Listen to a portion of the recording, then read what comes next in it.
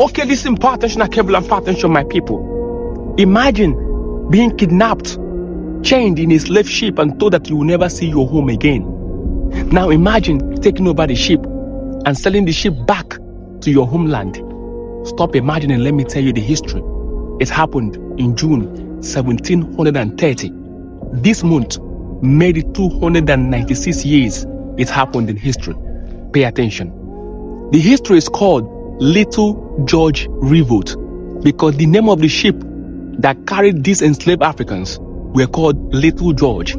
Guess their destination, Rhode Island in the colonial America. They enslaved and chained and took the freedom of these Africans from West Africa in the place you know today as Sierra Leone.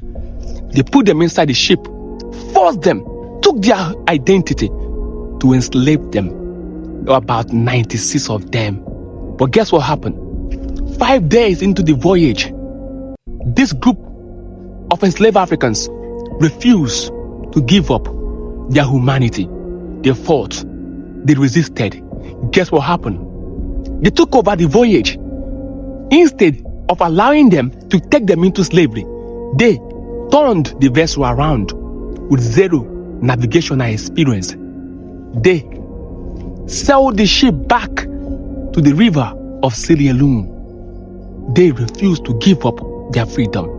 Akebulan, today we remember the Little George Revolt, a group of Africans who refused to give up their freedom. We will never forget, because this history made us understand that Africa was not a passive victim in history. We resisted, we fought, and we reclaimed our identity. And those enslaved Africans who fought their way back to Sierra Leone gives us a pride of sense of heritage. Why do we tell you this story today? So you will know that your ancestors were not cowards. They were not sleeping. They fought.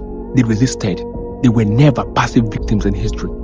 Akebolan, know your heritage. It is your pride. Akebolan, wisdom. It's the principal thing.